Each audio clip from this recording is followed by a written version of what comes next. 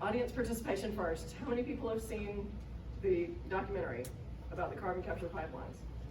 Oh, not as many. Okay, so this presentation is really more a continuation of that, but I've been focusing on wind and solar because that's affecting Wisconsin more. And I'm gonna get in trouble because this presentation I did not brand this. Normally our presentations are branded with JBS logos and all that. But I wanted to give each of you something you can bring to your own county commissions and city planners. And the documentary explains, oh, can y'all hear me? That's better. Is that better? Okay. Better. Thank you. Okay, y'all have to tell me. Okay, so the documentary explains that every single county and or city across the United States has what's called a comprehensive plan or a smart growth plan for their city, and that is Local Agenda 21. This is not speculation. This was the commission that President Bill Clinton convened. J. Gary Lawrence was the head of it, and he said, we're gonna implement Agenda 21, Local Agenda 21, all across the country, but we're not gonna call it that because that'll bring out all us conspiracy theorists. He actually said this, it's in black and white. He said we're gonna call them comprehensive plans or smart growth, something like that. And you have one, I have one where I live, down in Memphis, Tennessee, home of Elvis. And this is, it's, you know, the NGOs come in, they've got the glossy everything, and they have everything already spelled out. How could you not want sustainable development for your area, right? And so the city commissioners and county commissioners sign on the dotted line. It looks great. They don't know it's from the UN. They don't know it's these NGOs, which are funded by the UN, which is funded by us, by our tax dollars, right? 25% of the regular budget of the UN is United States taxpayer dollars. So, I'm sorry, I'm getting off track here though. I need to just go up my computer, actually. Okay, so I'm actually starting this in a weird way though. I have a video presentation to show you from YouTube, and I apologize in advance. The young ladies who are in the video are not exactly dressed like young ladies, but just ignore that. You know, it's everywhere these days. But it's a very powerful video, but you're gonna think, what does this have to do with Agenda 21? But we'll get to that. So just gonna kind of get you curious. And this is actually not part of the presentation. The video is not part of the presentation that I would think you would show to your county commissioners. I'm gonna prove a point with this video. By the way, people usually complain that I go too fast. If you're taking notes, you can, that's fine. But I will give everybody my email address. You give me your email address and I will send you this presentation, because like I said, I want you to use it. You can take it to your county commission. It's got all the notes, it's got all the source material, the hyperlinks, everything you will need. And you can use whatever slides you want out of it. You know, you can edit it whatever way you want. And you'll be able to use it practically, you know, on your home turf. All right, so here we go. You're gonna watch this. It's only like a 6-minute video. If I can get it to play. And it's probably gonna play an ad beforehand. It's really loud. So I will skip the ad as soon as it lets me. So you'll bear with me. Modern look. Thick, absorbent layers. But these napkins. These days, you don't have to be a doctor or a magician to have power over people. Social media can give anyone the ability to influence the masses, and that influence can be quite profitable. So to find out if I have what it takes to be an influencer, I enlisted the help of 3 social media celebrities with over 6 million combined followers. Meet Griffin. What's up, you guys? Ditto. Hey, guys. And Andrew. Hey guys, it's Andrew. It's a vlog. We met at the World of Fruit, a selfie lover's paradise, for a lesson in influencing. So listen, I thought maybe we could scroll through my feed a little bit. Maybe you can give me some tips. For sure. Let's do it, yeah. I asked them to be honest with me, and I regretted it immediately. What's the cover of this? Cover. Is it intriguing? Is it captivating? Are you getting an audience from it? Hadn't thought of that. Okay. How's this? It's a hot day. Ice Ice Baby. Yeah. Do you remember that song? I do, yeah. Sweet. I'd say we look très chic, right? Very cool. Yeah. He loves swings. My caption idea was, you are getting very sleepy. They did not hold back. This is kind of creepy. Caption is, nothing like a tray of cold ones. It looks a little forced, but like, it's not to the point where it's like, oh, you know? Oh. There was a lot of constructive criticism, I don't know if I love the filter. Yeah, the filter, that's exactly what I was thinking. and some not so constructive. And my caption was, he's channeling his inner Gallagher. For your age demographic, I think that's...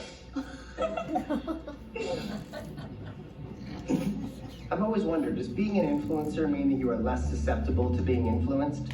Yes.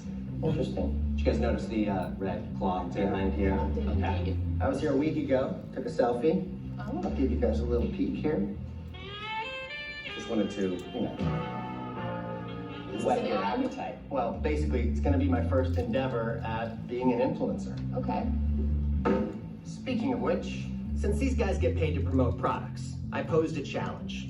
I gave them 50 unglamorous items to choose from. Gravy boat, toilet paper, whatever this is, and gave them free reign of 20 different selfie-licious rooms to snap a pic.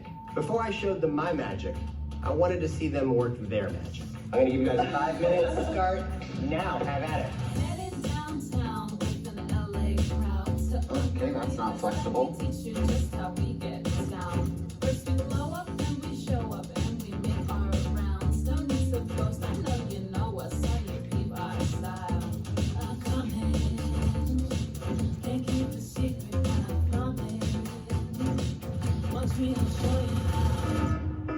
Selfie 6 down, come on back. Thanks. Was it fun? It was It was a blast. Yeah. difficult. I had a lot of fun. All right. You probably have hundreds of photos on your roll right now. Oh, yes. Oh, yeah. So here's what I'd like you guys to do is each of you scroll through everything you just took and pick one photo with one product in one location that you think would make the most unique Instagram post, okay? Add a hashtag to it. Don't let each other see. And then you're all gonna post at the exact same time, okay? Ready? Post. Thumbs down.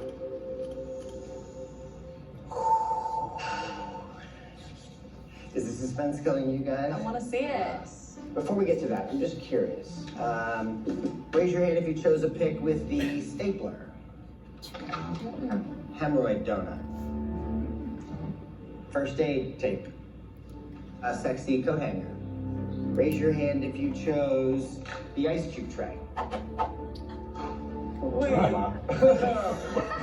Wait, what? Wait. I have a question. Wait. You. Hold on a Wait, second. what? Let's see. Of the many places to take a photo here, raise your hand if you posted a pic in front of the mirror wall. The disco pineapple. Big banana. Raise your hand if you chose to take a picture on the watermelon swing. Come on. Yeah. Can I see the posts? Yes, you can. Show each other.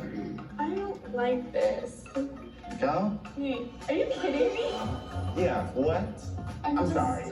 I'm sorry. How does this? Wait, but That's so interesting. It is interesting. Yeah, you're Because I was telling here a me. week ago and I took I a bet picture. yeah, you were. Oh, okay. I wasn't sure if it really was influencer worthy, but turns out it was. No. The ice cube tray on the watermelon swing in front of my face. The hashtag was Trey Cool. What were your hashtags? I don't even want to talk about it. Trey Cool. I'm. Well, I bet you have the same question they have. So my question is how? The answer's simple. I wasn't here to take a lesson in influencing. I was here to teach it. Do you think that you are less susceptible to being influenced? Yeah. You love swings. You are getting very sleepy. I'd say we look pretty, right? Very cool. Is it intriguing? Is it captivating? Nothing like a tray of cold ones. Ice baby. Yeah. This is kind of creepy. My caption was, he's channeling his inner Gallagher.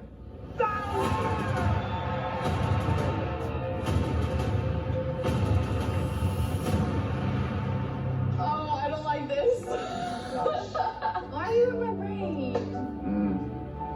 feel to be influenced? We can have confusing. Wow. That's amazing.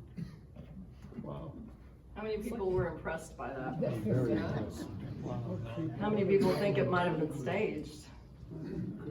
It could have been, right? But how do you explain that so many people believe the lie, the hoax, that there's such a thing as man-made global warming?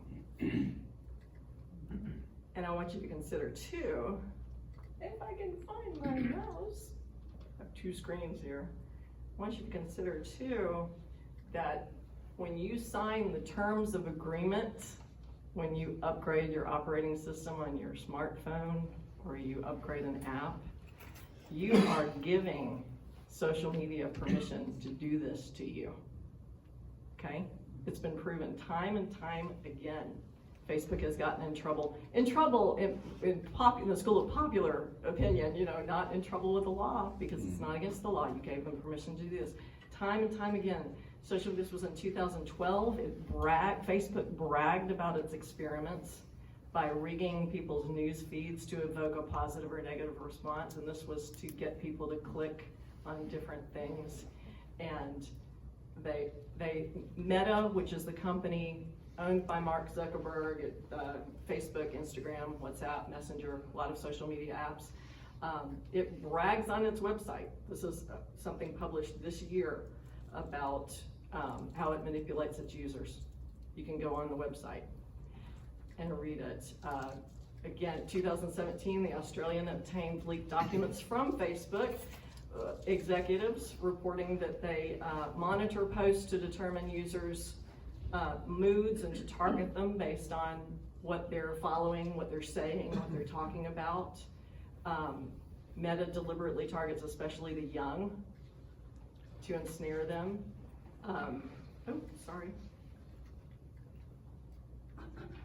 Habit Summit is, this was, I don't think they're still holding it, but it was an annual convention in San Francisco every single year, formed by Nir Eyal is his name, which is a strange name, starting in 2013, based on his book, Hooked, How to Build Habit-Forming Products. But it isn't just about marketing. Listen to some of the titles of the sessions that were held. Creating a Community Habit, How Twitter Built User Habits, Addiction by Design, and Designing Habits for the New World. They left off order there, right? This is why we've got to turn off our screens and get kids off of screens, because everyone is being brainwashed. If you ask a college kid who's surviving on ramen noodles, why don't you eat T-bone steak instead? What is he gonna say? He can't afford it, right? If you, and it doesn't even have to be about money. If we're always making cost-benefit comparisons. Well, if I stay up late and watch this movie tomorrow, I'm gonna be tired and it's gonna be all, right? We're always making, except when it comes to climate change and energy options, okay? It has to be wind and solar because those are renewable and those are gonna save Mother Earth. It's completely illogical. But everybody's taking selfies on the watermelon swing with the ice cube tray. Hashtag try cool, right? That's what we're all doing with this one thing. Well, with COVID too. So you could argue it's also COVID, right? Okay, so right now I'm gonna get into the boring part of the talk, because this is our cost-benefit comparison. This is what we have to do. Everyone has to do this with everything in life, especially when we are considering what resources to use to generate our electricity. Without electricity, we would not enjoy the modern industrial economy, the modern industrial world that we have now. We certainly wouldn't have this PowerPoint presentation, this microphone, these lights, just like they didn't have in Spain and Portugal. Okay, so right in this presentation, I'm going to be focusing on coal, gas, nuclear, wind, and solar, because those are really the headliners, and because we're really, hydro's very good, but we're not going to expand hydro. We've maxed out hydro. The only problem with hydro is they're letting, because of the subsidies for wind and solar, the hydro plants aren't getting maintained, so we're gonna start having trouble with hydro in very short order. But the four factors that you have to consider when judging which resources to use to generate electricity are energy density, energy conversion, system efficiency, capacity factor, and environmental impact. We're gonna run through those real quickly, okay? Energy density is the most important because energy dense resources allow people to rise above a survival-based existence, okay? The energy density of hydrocarbons, I don't call them fossil fuels because that's a ruse too. Don't use their narrative. Call them hydrocarbons. Their energy density is roughly 15,000 times greater than the resources available prior to the Industrial Revolution. And the energy density of nuclear fuels like uranium and thorium are more than 1 million times greater than that of hydrocarbons, more than 20 billion times that of pre-industrial era fuels. Again, if you're trying to take down notes, just give me your email address after the presentation. You'll have all this. Energy conversion system efficiency. Now, when energy forms are converted from potential energy into actual energy, there's always some wasted heat. That does not matter, even in nuclear, okay? Everything has wasted heat. The portion that can theoretically be converted into work is called available energy, and the portion actually converted is called useful energy. The ratio of useful to available is always less than 100%. There are always going to be inefficiencies in every system. This gives you a conversion efficiency percentage for each of them, and you'll see here, wind actually is the leader of the crowd here, right? But wait, this isn't the only factor, remember? To get the efficiency of the entire system, you simply multiply the efficiencies of its various energy conversion devices, okay? So this is the sum total. And of course, solar is the three-legged horse in this race here too, so that should be out. The energy generating facility capacity factor is the ratio of actual energy output to maximum possible or theoretical energy output. The sun doesn't always shine, right? So solar's out of the race. Its capacity factor of 25% means that in order to get 100 megawatts of power out of a facility, you have to have 400 megawatts of installed capacity. That right there should tell you, don't do solar. Solar is applicable for a garage door opener, right? A gate opener. Solar's not applicable to keep these lights on and the air conditioning running, okay? Just like its cousin, wind is unreliable because the wind doesn't always blow, right? And added to that problem, the wind turbines don't produce rated power until the wind reaches 26 miles per hour. We had a breezy day today, didn't we? Was it 26 miles per hour? By the way, that graphic right there just kind of summed everything up that we talked about so far. Now we're going to talk about environmental impact. And this is not a virtue signaling, tree hugging, oh, the environment. This literally means the cost from mining what you need to mine to make the components of these wind turbines, solar panels, you know, a coal or nuclear plant, all of that. It goes from everything from generating electricity, including, and then the end of life, the transmission lines, everything. We're gonna look at this real quickly. First of all, this is from Our World in Data, which is not known for its conservative leaning. Safest and cleanest sources of energy. Look at the death rates from accidents and air pollution. Now, it says nuclear, it says solar beats nuclear, but it says in that really fine print that Chernobyl and Fukushima are included in that death count for nuclear. No one died from nuclear at Fukushima. 31 people died at Chernobyl, and they were firefighters who died in the fire. They would have died from radiation poisoning if they had survived the fire. But that is because Chernobyl was different. Chernobyl was a power plant that was also built to create weapons-grade plutonium. It had no confinement facility around the reactor because the Soviets they don't care about human life. So this right here is actually a fallacious, but even considering the lies that they tell about nuclear, it's way down there. The greenhouse gas emissions, as if that were a problem, again, nuclear beats wind. Okay? Nuclear beats them all. There is no carbon. If they really, really wanted a clean electricity generation source, they'd use nuclear. Okay, this right here, green energy advocates dream of powering society with entirely wind and solar because, of course, combined with massive batteries, because we all know sun doesn't always shine, sun doesn't always blow. Realizing this dream would require the biggest expansion in mining the world has seen and would produce huge quantities of waste. I have the hyperlink to this very informative article that you can read and use in your city planning meetings, okay?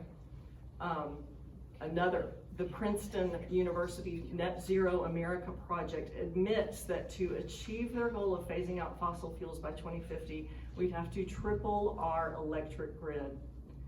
How's that looking on the cost-benefit analysis? Right? These are 4 more articles that are just packed with information.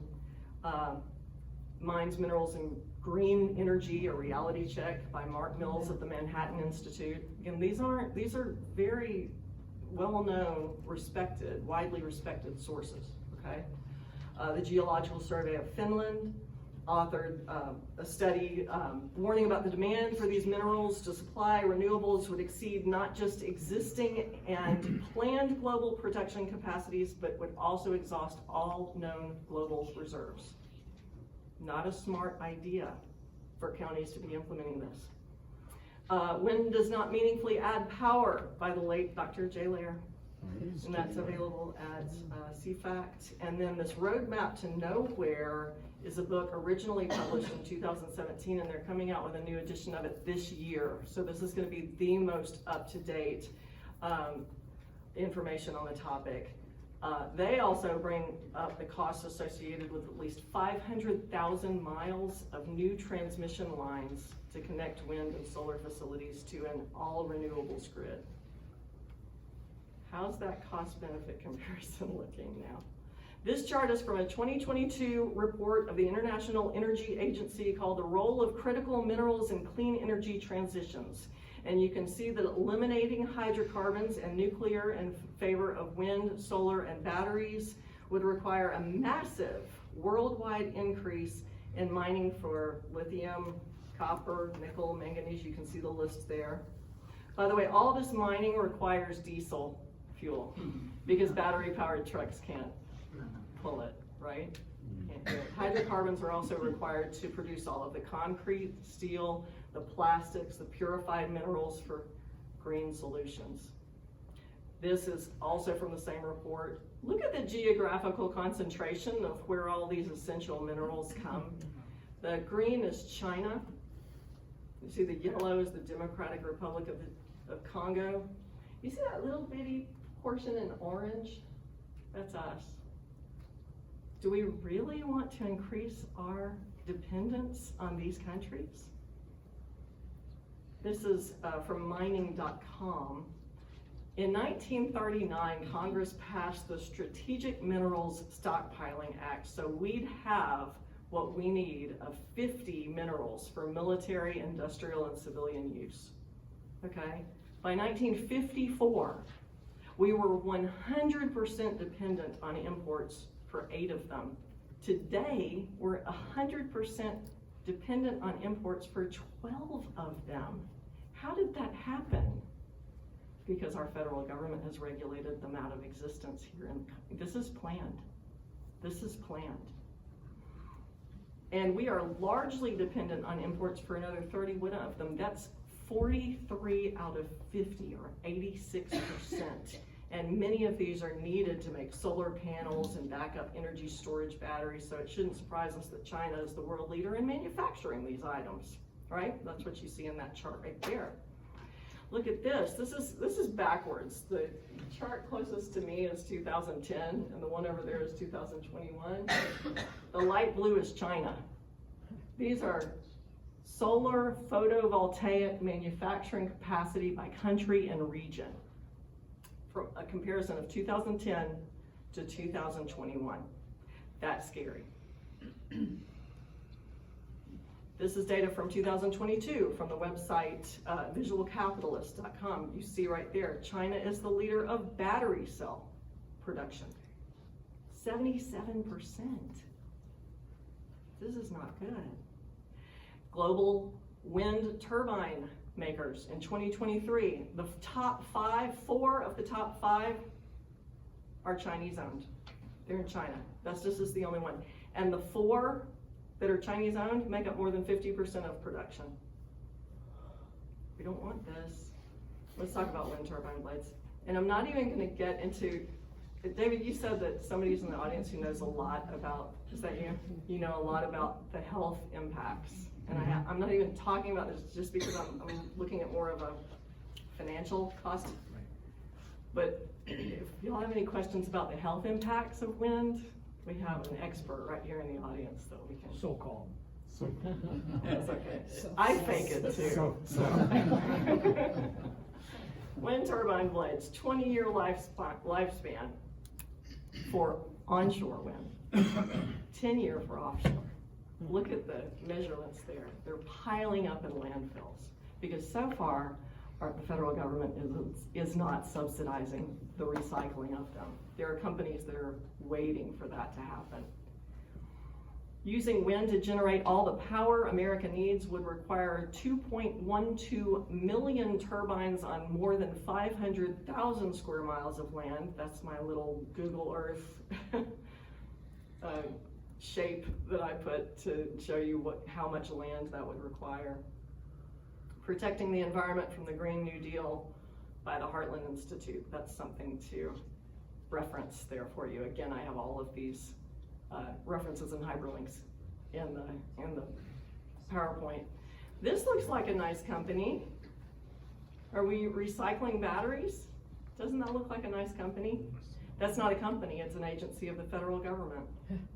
There is no industry for recycling batteries because it doesn't pay. It costs too much. So leave it to the federal government to step right in with your tax dollars.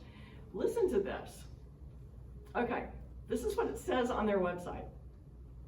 The United States federal government launched ReCell 6 years ago to grow a sustainable advanced battery recycling industry. What?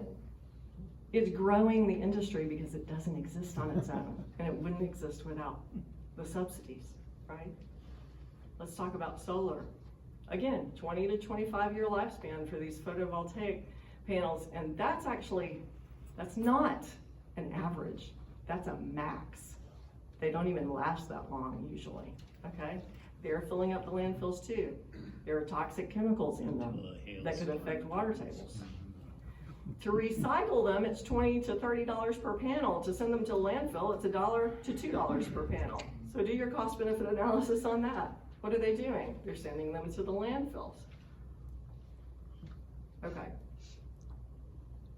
Solar is booming in the California desert. If water issues don't get in the way, you have no idea the amount of water that is consuming. The projects are being built on public land, of course, because they wouldn't be built on private land because nobody would do it.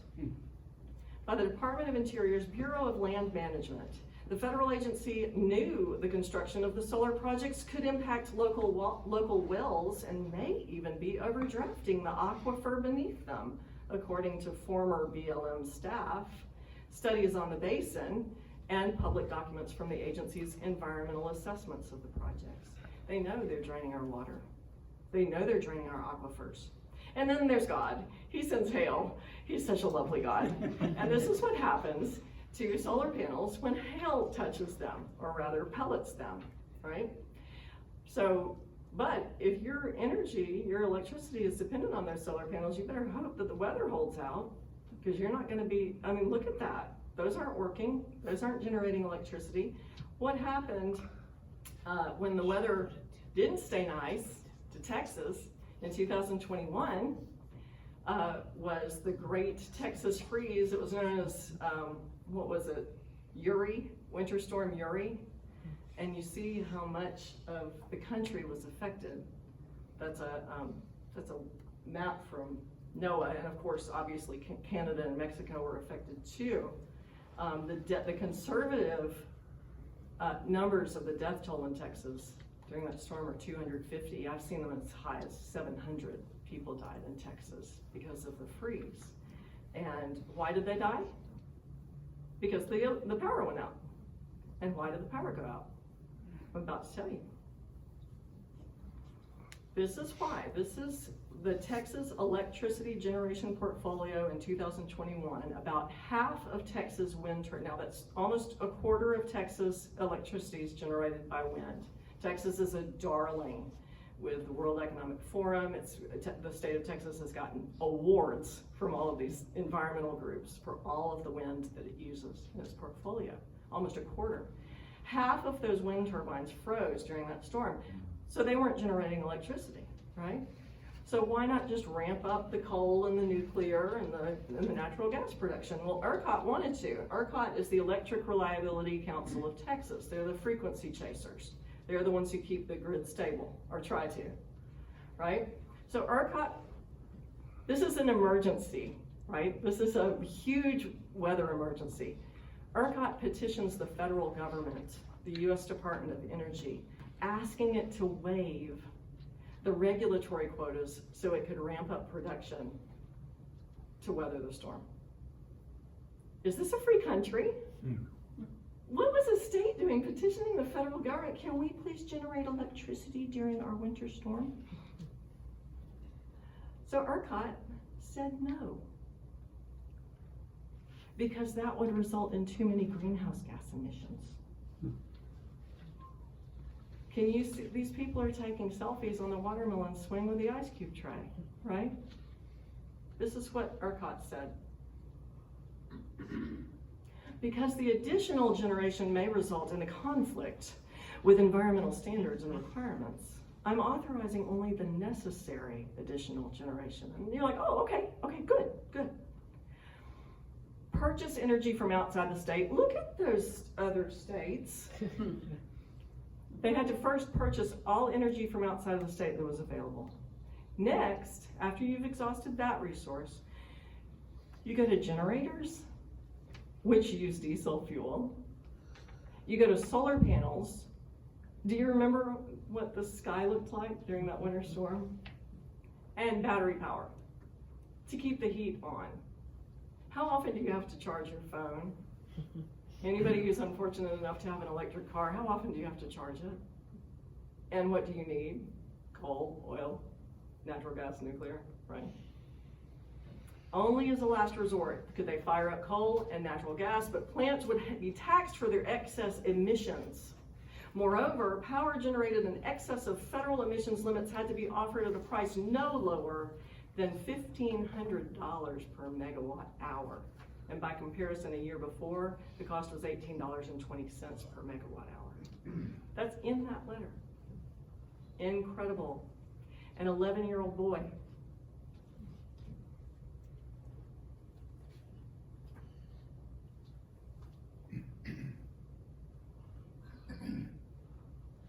Sorry.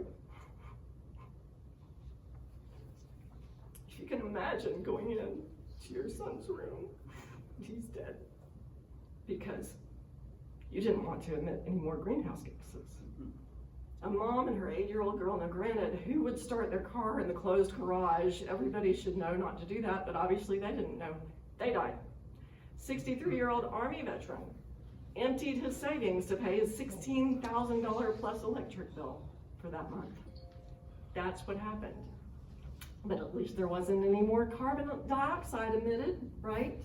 Now, Judith Curry explained exactly what happened during this, and this is a very important concept for everybody to get off of their watermelon swings and put down the ice cube trays and read. Energy must be used as it is generated and generated as it is used. This is the explanation of why that happened in Texas, okay? Base load energy is what everybody needs at all times when everybody is sleeping and everything's turned off and you only have your hospitals and your police stations operating, right? This is just base load. Anything above that is increased demand, and this is what frequency chasers like ERCOT, they're constantly conducting these auctions with power plants to keep the grid stable, right? And supply in response to that supply and demand. Okay, make up more than 10% of the energy portfolio. Wind and solar combined make up more than 10% of the energy portfolio. Remember, in 2021, Texas had 24%. Okay, because the grid becomes intrinsically unstable, right? Unlike the grid based on coal and gas and nuclear, where you can just turn up the heat up or down based on demand. They wanted to turn the boilers up in February 2021, but DOE prevented them. However, that wasn't the only problem. Government mandates prioritize wind and solar, so frequency chasers have to opt for them when they're available. Okay. Also, because of government subsidies, wind and solar appear to be cheaper. Coal, gas, and nuclear can't compete, so they have to back out of their efficiency ranges, or they'll have to pay for the unused power they produce. They'll actually have to pay for what they put on the grid that isn't used. So when the wind stops blowing and the sun stops shining, it takes a lot of time and a lot of energy to bring the reliable producers back online. And it's gotten so bad that now coal, gas, and nuclear often have to now rely on government subsidies just to stay in business. The economic pressure also meant that Texas natural gas pipelines and infrastructure were not properly maintained or winterized, which spelled doom for a state that depends on natural gas for nearly half of its energy needs. Freeze-offs at wellheads and gathering lines crippled 45% of production during the crisis. Now, Governor Greg Abbott blamed ERCOT and called for an investigation, which was a bunch of hooey, and he knew it. Totally unnecessary, as any frequency chaser could tell you. The real solution is removing the subsidies and leveling the playing field so the market can dictate what works. Did that tragedy in 2021 correct their thinking and get them off the watermelon swing and get them to throw the ice cube tray down? No, because now wind makes up almost 30% of Texas energy grid. They did not learn, they've added to the problem. So can you tell me what caused the blackouts in Spain and Portugal and part of France last year? Yes, you can.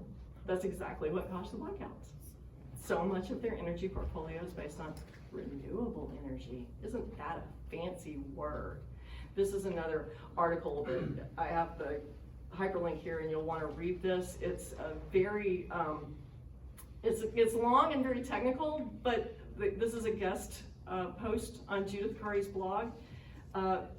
It's written by an engineer, but he has a real talent for explaining it, and so a simple layman like me can understand. You can understand it too. I'm going to quote a couple of lines from it that kind of summarize everything. It has long been predicted that replacing conventional synchronous generators, and he explains what those are, which rotate together with the grid, with asynchronous inverter-based resources like wind, solar, and batteries, will increase the risk of blackouts. Proponents of wind, solar, and batteries may attempt to attribute blackouts to the adverse events that triggered the outage rather than flaws in the underlying system. This is akin to blaming an automobile's brake failure on the conditions that necessitated sudden braking rather than on the failure of the braking system itself. Now, I want to show you a little story about a little town out in Texas, out in the middle of West Texas, called Sweetwater. It's got a population of about a little bit more than 10,000 people. And that's where it's located. We're going to zoom in on it. I want to show you what happens. Now, Texas, this is the place where wind rules, right? That's the outline of Sweetwater. And right down here at the very bottom, can you see where it says Global Fiberglass Solutions of West Texas? This is a wind turbine graveyard. That's what's happening in these communities where they've succumbed to wind, because this is what they look like. This is what it looks like from the road. They're piling up these. This is a company that I think was gambling on federal subsidies coming through for recycling wind turbines, and they haven't yet. So they're piling up, piling up. That's not the only graveyard. In Sweetwater, here's another one within the city limits. To see how they've got all these, the terrace look, where they have space for more to go. That's what it looks like from the road. Imagine that right down the street from your house. Statistical Review of World Energy. This is another very important resource that, again, I've got data there for you to be able to study and show your county commissioners. 2024 top 10 countries of wind and solar penetration. So we're gonna say if the same phenomenon that's happening in Texas is happening in other places. These are the top 10 countries for wind and solar penetration. Now, I can't tell you anything about Djibouti. I don't know how to say that word. Is that the name of the country? Because they're an Islamic republic, and the government provides their electricity to them for free, but it's all government owned. So, and then the last one, Mauritania, that's kind of a similar situation. But everything else, you notice, it's kind of a close connection. Denmark, Lithuania, Netherlands, Germany, Portugal, Spain, Ireland, Greece. They're all pretty much in the same area of the world, right? Guess who has the highest electricity costs? How is our cost benefit comparison looking now? Right? I've got all the rankings in here, so you'll be able to see what all this data actually is, but that, you know, a picture is worth 1,000 words. Warren Buffett gave us the explanation for all of this. He said, he told Fortune in 2014, I'll do anything that's basically covered by the law to reduce Berkshire's tax rate. For example, on wind energy, we get a tax credit if we build a lot of wind farms. That's the only reason to build them. They don't make sense without the credit. It's Warren Buffett. This is a very good, I actually just wrote a review for the New American Magazine about an interesting documentary that just came out called What Does It Cost? This is about, in the United States, the states of Washington and Oregon are really taking just incredible leaps forward in renewable energy, which of course is a leap backwards off a cliff, right? We're obviously not gonna watch this whole documentary right now, but I want to let you see just the answer to that question, what does it cost? And this is just for these two states. They've passed legislation that respectively requires them to generate all electricity with renewables by 2040 and 2045. So we're gonna watch this. And I ordered 200 hand-forged knives for my dorm room and built a Wix website to sell them. These ads, 'cause I don't have a No one seemed to notice. Oh, I'm sorry. What have I done? Oh my goodness. Oh, those are the cheerleaders. That was my friend. That was my comic relief. Now we have to watch the ad. Life's better when your stuff is protected under our roof. If you want to win, let's begin. Call This is Hubie my and fault. Abraham. Hubie and Abraham got me over $1 million. Don't give me a gun. No one seemed to notice, but something critical was missing. One fundamental question that all of us would ask when thinking about any big idea that would take huge effort and hard work to accomplish. The missing question and the troubling answer is what this documentary is all about.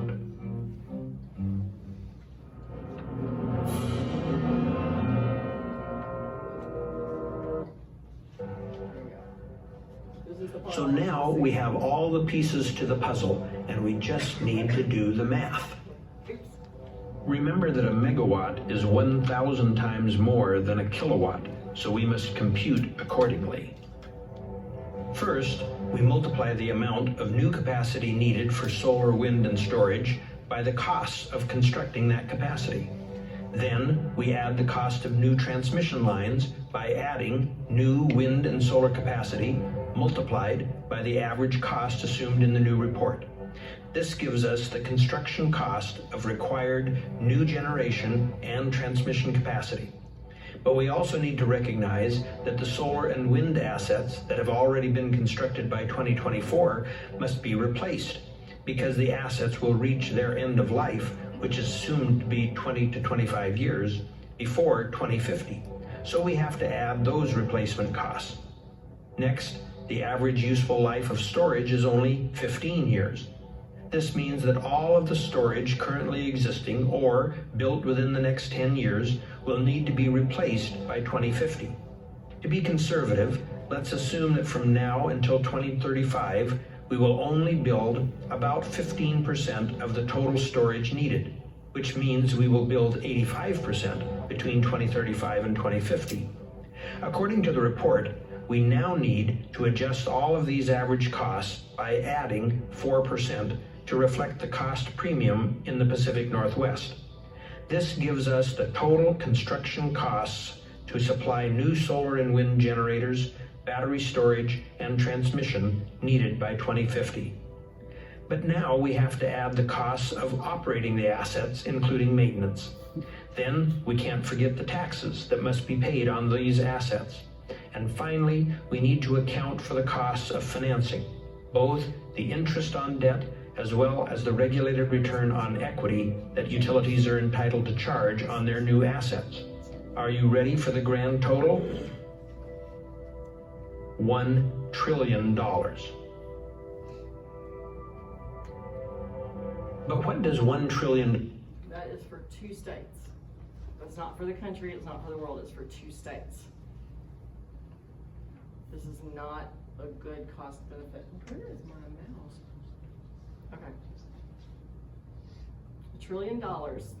This is to put it in perspective for you. If you stack up $100 bills, $1 million is about the height of a chair. $1 billion is the height of the tallest skyscraper in the world. $1 trillion is more than 2.5 times as high as the International Space Station. That's how much it's going to cost 2 states.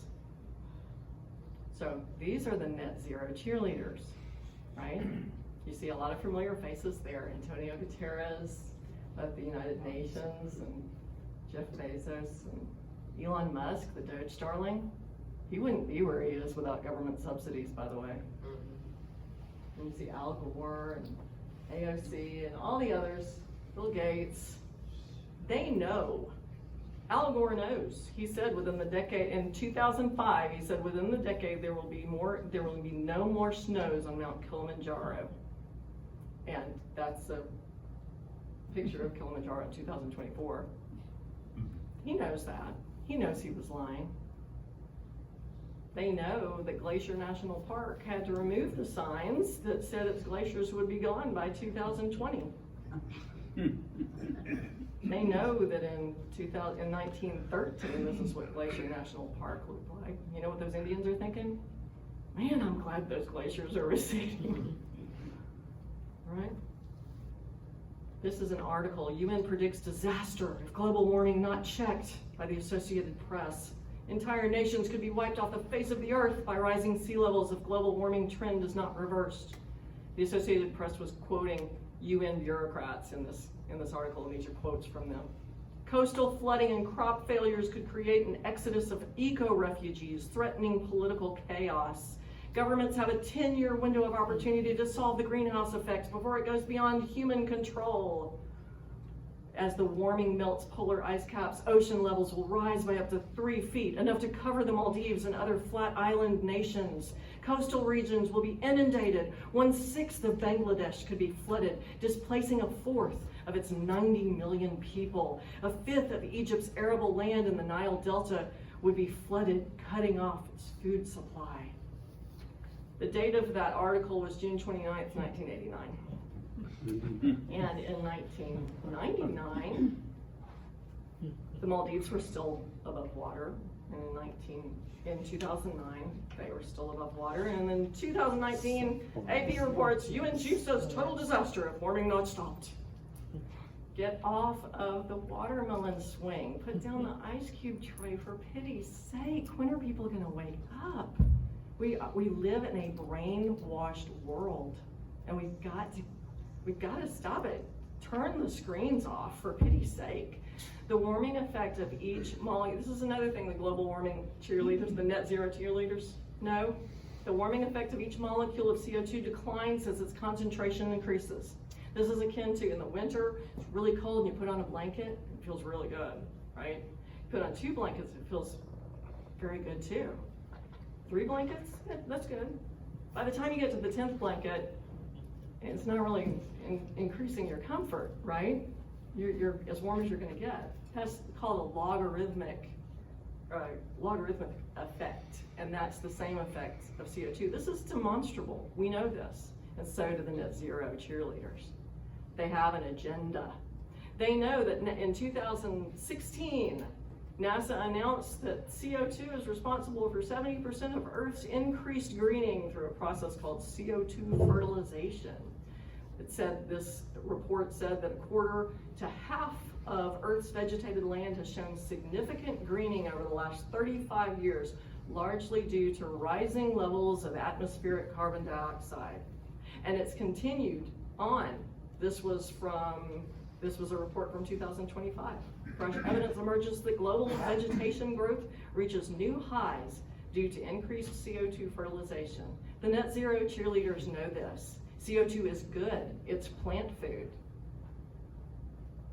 The Yale School of the Environment, with CO2 levels rising, world drylands are turning green, but they had bad news for us though, because it says in the fine print down there, but scientists warn that this added vegetation may soak up scarce water supplies.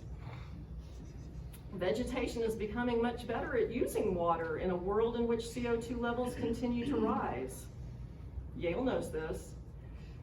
The net zero cheerleaders know this. The ratio of carbon uptake to water loss by ecosystems is what we call water use efficiency, and it's one of the most important variables when studying these ecosystems. It strengthens plants. God knew what he was doing when he created this world, didn't he? This is a monthly weather review from the the American Meteorological Society. It published something that the American consul in Norway had sent to the State Department. And this is what he said. George Ift wrote this. The Arctic seems to be warming up. Reports from fishermen, seal hunters, and explorers who sail the seas about Spitsbergen and the eastern Arctic all point to a radical change in climate conditions and hitherto unheard of high temperatures in that part of the Earth's surface. So little ice has never before been noted. The expedition all but established a record, sailing as far north as 81 degrees, 29 minutes in ice-free water. The date on that report was September of 1922, 103 years ago. The net zero cheerleaders know this. They are not wanting to save Mother Earth. There is a different agenda. This is a social media post. Keep your eyes peeled, because you can see evidence anywhere you want to. This is a social media post that was posted in January of this year. Ice sailing on the frozen Hudson River, these historic yachts dating back to the 1800s, need perfect conditions to sail. Thick ice, smooth surface, and wind. Where's the global warming? This was a video. I can't play the video, but it's a beautiful video, these boats sailing along. Wow, how'd they get those perfect conditions? And how's it been going on since the 1800s, uninterrupted by global warming? The Hudson River must exist in a twilight zone area. Look at this. Scientists revive a 32,000-year-old plant that was buried in permafrost. These plants matured, flowered, and produced viable seeds which germinated with 100% success, outperforming modern varieties. That's not the wow here, people. Where did those seeds come from? How did they get? Permafrost is ground that stays frozen year-round. It used to be warmer there. It's okay that it's warming right now. It's a good thing. This 4,940-year-old tree, recently uncovered due to a receding glacier, must have grown under the glacier. As I'm told that today, it's the warmest it's been in 125,000 years. That's a post by Dr. Matthew, and I can't say his last name. They are uncovering, as glaciers recede, they're uncovering boreal forests that grew at much higher elevations than our natural tree lines do now, because it used to be warmer, okay? As for the Statue of Liberty, it's supposed to be underwater. Well, it wasn't in 1920 and it wasn't in 2020 either. Same for Fort Denison and Sydney Harbor. No changes, 1885, 1930, and 2016, right?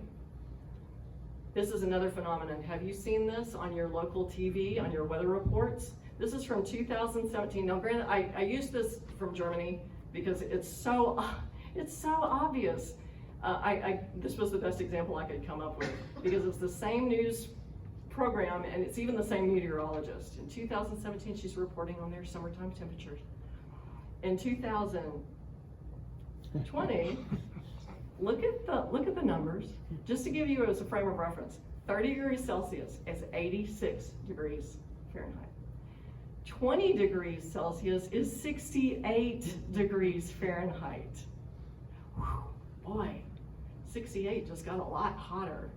They changed, so when Politico fact-checked this, because people were posting this, look, they've changed this. This is a psyop. This is them telling you, take your selfies on the watermelon swing with the ice cube tray, right? Oh, it's hot, it's really hot, it's getting hotter, we're gonna fry, right?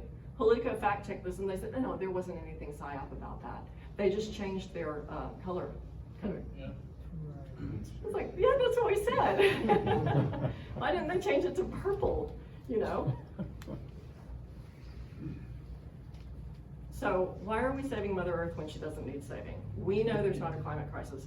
They know there's not a climate crisis. Global warming amounts to the biggest hoax, the biggest false flag. It's even larger, it's more deadly, and it's of longer duration than COVID. Why are they promoting ethanol and promoting electric cars at the same time? Does that make sense? Why are they covering as much ground as possible with carbon capture pipelines, with wind and solar? It's a land grab. Why did they pass laws years ago in Iowa and South Dakota allowing anyone with an active pipeline permit to survey private property without landowners' permission? It is a concerted, step-by-step, baby steps that they've taken over the decades, and we are now living in effectively a communist society, and this is why Sustainable Development Goals, let's go through them really quickly because I know I'm taxing y'all's patience here. I've been talking for too long. Number 1, no poverty, which means government redistribution of wealth, rob from the poor to give to the rich, make people dependent on government so they will not fight back. The end result, poverty for everyone, right? Notice the lies. First of all, what did Jesus say? The poor you will have always with you. Why? Because he enjoys making people poor? No, it gives those of us with more a chance to become saints, to become holy, to share with others. That's why, to imitate him. What's the other lie? There was nobody around who was trying to alleviate poverty before the UN came on the scene. Right? And that's the lie with everything. Number 2, zero hunger, government control of agriculture and food supplies. That's what that means. Zero hunger is doublespeak for scarcity. Make people dependent upon the government so they won't bite the hand that feeds. Notice the lies. The preternatural gifts were lost when Adam committed the original sin. There is going to be hunger. It gives you the chance to become holy, to share your bounty with others. And there wasn't anybody around who was trying to alleviate hunger before the UN came along. Do you see all these lies? Good health and well-being. I'm not going to go, you see the pattern that we've got here, and I've got tons of notes on this for anybody who wants to see. I'll send you the PowerPoint, but I'm going to focus on a couple. This is Smart City, Sweden. This is just one example of what they're doing. Something called geofencing. Are you familiar with the concept?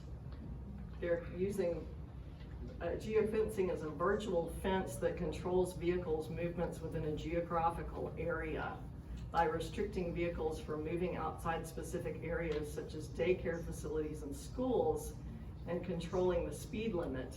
A safer city is created. Isn't that nice? And look down at the bottom, what does it say? The global goals. Okay? There is a great documentary that just came out a couple of months ago called The Agenda, Their Vision, Your Future by Oracle Films, and our own Alex Newman is in it.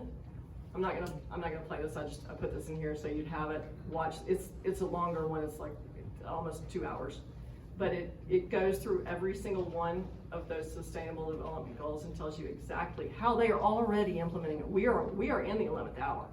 We are absolutely in the 11th hour. I'd encourage you to take this presentation, learn this. This is not a college course. I mean, this is easy to understand. I mean, you want to go through this and read through some of the hyperlinks I have in here, and then take it to your county commission, take it to your, in fact, I'll ask the commissioners who are here to maybe speak to the effectiveness of this. Maybe you can give me a grade. But also, and anybody who wants to learn more information, we've got plenty of literature back on the tables, and also DVD copies of the documentary that we did on carbon capture pipelines. Again, this is kind of a sequel. This presentation was a little bit of a sequel to that documentary. So that documentary contains tons of great information from much better minds than my own. And so that'll just give you a wealth of information. You will be ready to debate anybody on these topics once you immerse yourself in this. So thank you so much for your patience. I know I spoke for longer than an hour and I didn't mean to. So, all right, thank you.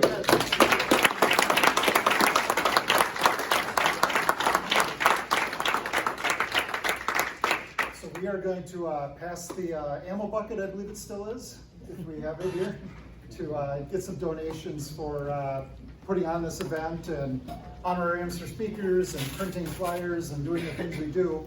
But while that's happening, we'll give you guys a chance to think about any questions you might have for Rebecca. I don't know if you knew we were going to do Q&A. Oh yeah, okay. So probably about 15 minutes for that, and once it gets kind of near 8 o'clock, we'll try to do some closing comments about our handout and so on. I see that we already got a question in the back there. So yes, appreciate your generosity in the past, and please feel free to donate, like I said, to help us put on these events. And you can start with Sally's hand in the back for the first question. Hi, Sally. My question is, I just got something that they're building at least 4 huge AI data centers in Wisconsin that are going to take an extremely large amount of power. And I'm just wondering what your comments are on that. Okay. I think that the Nuclear Regulatory Commission just very recently finally approved small modular reactors. And I think that's why they did it. I don't know what your opinion is on this. But there are some communities that are starting to try to enact legislation or ordinances that say these AI centers can't take electricity away from consumers. I don't know how successful they're going to be, but I bet you dollars to donuts they're going to start using small modular reactors for these AI centers, because they do need so much. This is the problem. They also need a lot of water. And that's what, actually, anybody who, again, I'll email this presentation to anybody who wants it, but I didn't actually finish because I know I'm going way too long. And the last part of that presentation is about water. They're going after our water. That's the next thing. If you hear what everybody is talking about, all the net zero cheerleaders, water is a resource that needs to be managed, because we need equitable distribution of water resources. They are going after our water, people. This is very, very serious, because it's going to affect, well, everything. Water affects everything. So those two the amount of electricity that's used by the AI centers and the amount of water that's used, I think, are going to be huge. That new Peter Brebeck-Lemap, he's the man who just took over from Klaus Schwab. Klaus Schwab retired from the World Economic Forum, and he's the new head. And his big thing for years has been water, equitable distribution of water. And I even have a video of him in that presentation toward the end saying, you need to have access to the water that you need, but not enough water to fill a pool or wash a car. Like, wash a car? What? But that's our new fearless leader of the World Economic Forum. So, but that's what I do. I think that they're going to be using small modular reactors, and I think that they're not going to let us have the benefit of the small modular reactors. Anyone in there, a lot of people, believe me, if you believe that nuclear power is dangerous in any way or bad in any way, I can talk to you separately, because I'm sorry to inform you, you're taking a selfie on the watermelon swing with the ice cube tray about that. Nuclear is the safest, it's the most reliable. It is that these small modular reactors have to be refueled every 30 years. It makes electricity prices plummet. And the 4th generation and now 5th generation technology, see that small modular reactors are only 3rd generation.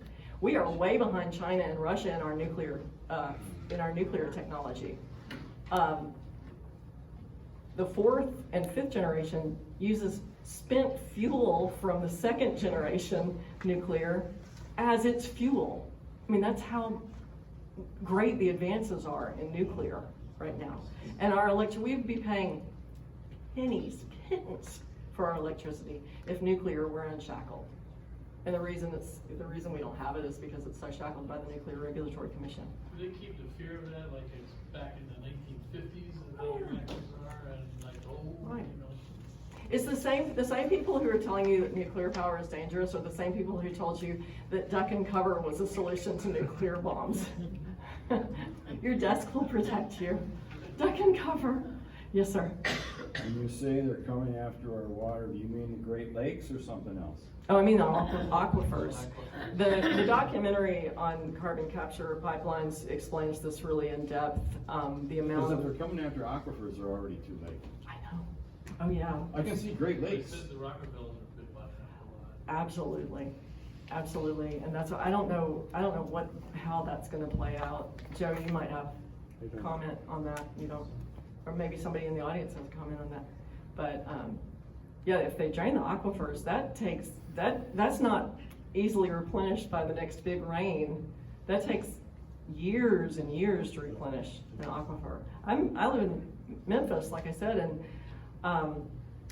they've got an AI center going in there. Elon Musk has something going on because we're right on the Mississippi River. Yeah. And we're not happy. Just kind of like, what do you do? Our city council voted in 2020, during the middle of COVID, that there was a pandemic of racism in Memphis. So that's what kind of city council we have. Which is really funny because 65% of the population of Memphis is black. So I'm like, well, who's the racist? Right. A pandemic. They don't even know the definition of the word. And they're definitely taking selfies on the watermelon swing with the ice cube tray. So. Yes, sir. I think you've just answered the question, but I'm going to ask it anyways. Okay. Have you been asked to speak to county boards, city councils, and other local government organizations? Oh, well, not that good. No, I haven't been asked. I'm asked to speak to groups like this, but this is David's fault. This presentation is David's fault. So he wanted me to do a follow-up on the carbon capture pipelines. He said, "Can you emphasize wind and solar because that's what Wisconsin is dealing with right now?" And he said, "It shouldn't be hard." And I'm like, oh. Okay. But anyway, I mean, I've been following it, so it was very useful. It was something I needed to do because you do need carbon capture pipelines are just one head on Hydra of the land grab portion of Agenda 21. So, I mean, Agenda 21 covers Agenda 2030, the Sustainable Development Goals. They cover everything. The very last two, the number 16 and number 17, is government control of your personal consumption patterns, and merger of all military, all governments in the world, erasure of all borders, and one world government. I mean, it's in black and white. It's stunning, you know, that they say this, and everybody's like swinging on their watermelon swings, going, "Oh, good, that'd be great." You know, any other questions? I'm sorry. Yes, sir. There's one form of energy that might be interesting also in future presentations to begin to consider: cold fusion. Yes. Cold fusion, we spend billions of dollars every year trying to do this massively difficult fusion thing, hot fusion, trying to imitate the sun to some degree. And every year they say we're just 10 years away. Keep the funding coming. It's a huge industry, and maybe it will work. But there was a shock about a couple decades ago when a couple of researchers at the University of Utah announced they'd done a laboratory experiment at room temperature that seemed to represent a cold room temperature form of fusion, where hydrogen was interacting with palladium and fusing to release more energy than was being consumed in this little cell. It was a very exciting breakthrough. And there was a huge burst of interest, and yet suddenly the world turned on it, and there was because it's a real solution. Well, it still has some issues, but to me the fascinating lesson from that was the media response after a few months when they got over what hit them and started coming up with some kind of strategy to deal with this potential issue. The Sierra Club did an article that kind of became the tone for a lot of the nation, explaining that even if this was true, even if it was cold fusion, which could take seawater, a small amount of seawater has enough of this heavy hydrogen to create massive amounts of power. It could make truly clean energy for everybody at low cost. And they said, if that is true, this is the worst possible thing for humanity, because we would no longer feel this pressure to force everybody to conserve and to follow all these strict rules and so forth. To be conservation minded, we need scarcity, and free, abundant energy would be the worst thing for the world. In reality, it would be one of the greatest gifts God could give us, to have energy to make everybody prosperous. Food, because energy drives everything. The ability to do agriculture and all sorts of stuff, construction. It would lift Africa, it would lift China, it would lift everybody, and it would be the worst possible thing in their mind. That shows the mindset The agenda. of the elites. There's obviously an agenda, because they know that could be a potential solution. Instead, our government right now, the Trump administration, is funneling millions, I don't know exactly, I won't say billions, but millions of dollars at least, into blue hydrogen, creating blue hydrogen. They have a bunch of hydrogen cars out in California. You know, California's a leader. Can anybody say Hindenburg? Hydrogen is so flammable. Do you remember, the humanity, and that guy got fired for saying, but come on. Hydrogen can ignite just, when you flip a switch and then you see a little spark. That's enough to explode your house if you had hydrogen. It's insane. They will promote things that are either, at best, non-solutions, at worst, very dangerous, and then things like that. No, we can't do that. No, because it doesn't fit the agenda. Yes, sir. I think that's part of the propaganda as well, whether it's hydrogen or energy from the ether. I mean, isn't that what Nikola Tesla said, that there's already energy available everywhere around us? I know, and that's fascinating, and that's what's so really, it's more than fascinating. Yes. I think it's very big possibility. Absolutely. In the short term, maybe what the president is doing is just to stabilize our country and the world in general. So maybe it's not all bad. I understand what you're saying, but again, whether it's hydrogen, and obviously there's way better ways to be safer than the Hindenburg. That might have been some propaganda as well when it happened. All right. Right now, currently, Japan is making cars that run on hydrogen, and they're making them on the assembly line. So that's right. There's a lot of possibilities. So much of this can be overcome. It's just a matter of, again, changing the hearts and minds of people, and getting them to open up and believe. And if it was just that one thing, I could say, okay, maybe that's debatable, but it's not just that one thing. And we know that nuclear is the solution. It's already, look at its history. Look at the history of nuclear power. There are no, 3 Mile Island was a psy-op. There were no deaths. There were no injuries. Nothing ever happened. They followed all those people for 18 years in a study. No one had any adverse health effects. 3 Mile Island was a psy-op. Fukushima, that power plant withstood a tsunami and earthquake far stronger than that power plant was rated to withstand.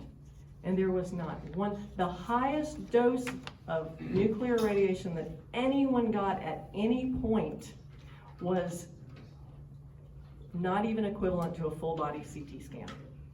And you'll go for one of those, won't you? Okay, but what about all the radiated water that they're releasing? 500 x-rays, yeah. Huh? I'm sorry? About all the radiated water that they're releasing into the ocean? Tritium, it is most plentiful in seawater. And Japan has the highest standards for radiation in seafood of any country in the world. There was never any violation of their standards. To this day, there has not been. And not only does the Japanese government report that, the United States government reports it, and the UN reports it too. Fukushima is fascinating. It really is a fascinating. I did a deep dive into Fukushima right after it happened, and I've done some follow-ups on it. It's absolutely fascinating. It proves time and time and time again how safe, how incredible nuclear is. And I'll tell you what, it was the oil and gas companies were the ones, and still are the ones, who lobby so strongly against nuclear, because nuclear would put them out of business.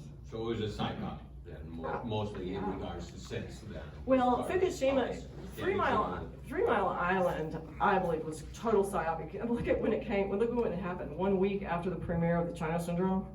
Oh, that was a huge coincidence, wasn't it? Fukushima was one of those things where never let a crisis go to waste, you know, because that really was a tsunami, an earthquake and tsunami, and it caused horrible devastation and many deaths from the earthquake and tsunami, but not from nuclear radiation, you know. So anyway, yes, sir. This last conversation, the last couple of speakers, I'm sitting here thinking, there's a passage in the Bible. Yes. My people perish for the lack of knowledge. And that raises the question, how do we get the knowledge out? Right. Until we accomplish that, our destiny is defined. Yes.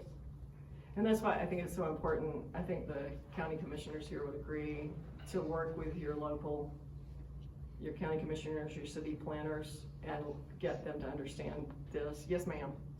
I'm on the county board, and just to reference that, the problem that we're up against is you can't fight the state. So for an example, with our solar panels, anything over 100 megawatts is controlled by the state. We have no control over. They can come in, they can do hundreds of acres, take over a field, because I've argued that all the time. I don't care where you put these things, you know, it's like if there's a place for them. Right. But please don't take 500 acres of prime farmland that we need for our agriculture. And that's what they do. And stick it full of solar panels. Right.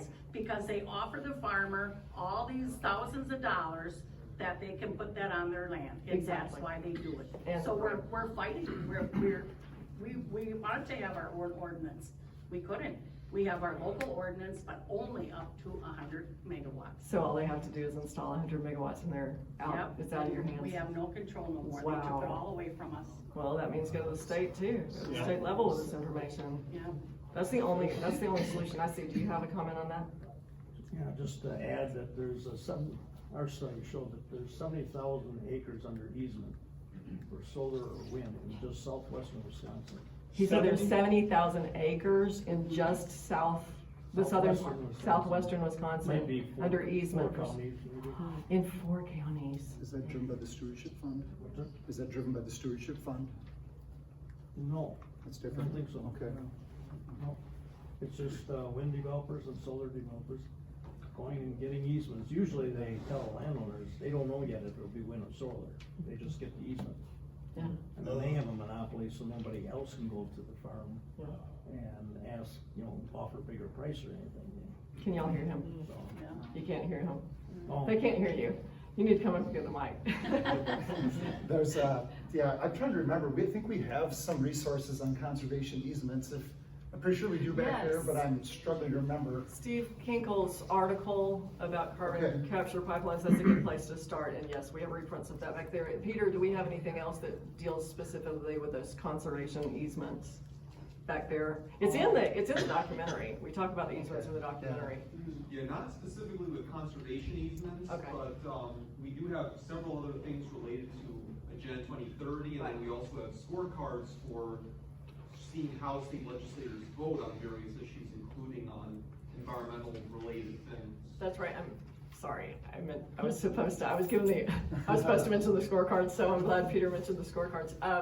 But yeah, the scorecards are good not just for tattling on the bad guys, but for showing you who, you could contact who's probably going to be on your side and, get a foot in. And really, honestly, when people run for office and they win, they don't automatically get this, infusion of knowledge from above and know exactly how to do things. If you can become a trusted advisor for them on a particular issue, you're in.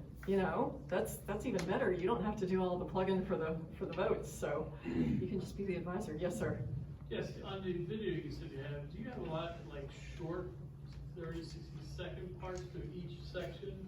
And then if we want to pass it on, you can include That video on Agenda 2030? Yeah, wherever you had, yeah. The last one?